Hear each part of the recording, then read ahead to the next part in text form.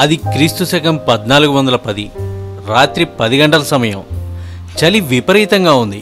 ఇంటి బయట చలిమంట కోసం 16 ఏళ్ల పాప ఇంటిలోంచి బయటికి వచ్చి చలి కాచుకుంటూ చుట్టూ ఉన్న మంచు కొండల్ని పరిశీలిస్తుంది. అంతలో సడన్గా ఒక చిన్న సైజు మంచు కొండ తన పైనుంచి వెళ్ళినట్లు అనిపించింది. భయపడిన ఆ పాప ఇంట్లోకి వెళ్ళి భయంతో దుప్పటి కప్పుకొని పడుకోగా ఉదయాన్నే చుట్టుపక్కల వారు ఏదో మాటలకు బయటికి వచ్చి చూడగా ఇంటి దగ్గరలో ఉన్న పెద్ద పెద్ద చెట్లు కొమ్మలు ఎవరో విరిచినట్లుగా ఉన్నాయి. ఆ చెట్లపై లోతైన చేతిగోర్లు ఘాట్లు ఉన్నాయి. అందరూ ఆశ్చర్యంగా చూస్తున్నారు.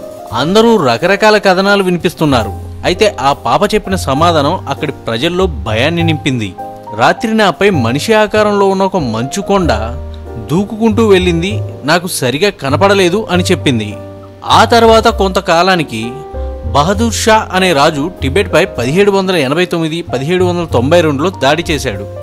ఆ యుద్ధ సమయంలో చాలామంది సైనికుల స్థావరాలకి ఆహారం రవాణా చేసే వాహనాలపై మంచు మనిషి దాడి చేసి ఆహారం ఎత్తుకు వెళ్ళిందట. రాత్రి సమయంలో సైనికుల స్థావరాల వద్ద పెద్ద మొత్తంలో ఆహారం తెల్లవారేసరికి మాయమైపోయేదట.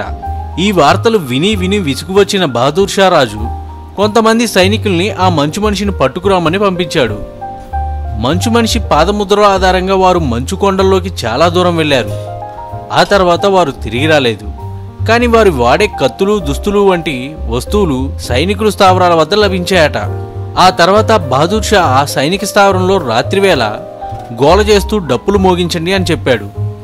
ఆ తర్వాత మంచు మనిషి వారికి కనపడలేదు. కొన్ని సంవత్సరాల తర్వాత 1925లో తోంబాజీ అనే రాయల్ జియోగ్రఫీ సొసైటీ మెంబర్కి 200 యార్డ్స్ నుంచి 300 యార్డ్స్ దూరంలో ఒక ఆకారం కనిపించిందట. చూడ్డానికి మనిషిలానే ఉంది, కానీ మనిషి కాదు. ఒంటిపై బట్టలు లేవు. చూస్తుండగానే మంచు కొండల్లోకి వెళ్ళిపోయింది. ఇవి మంచు మనిషిపై ఉన్న రకరకాల కథనాలు. అందరూ మంచు మనిషిని చూసిన వారే కానీ మంచు మనిషిని పట్టుకున్నవారు ఎవరూ లేరు.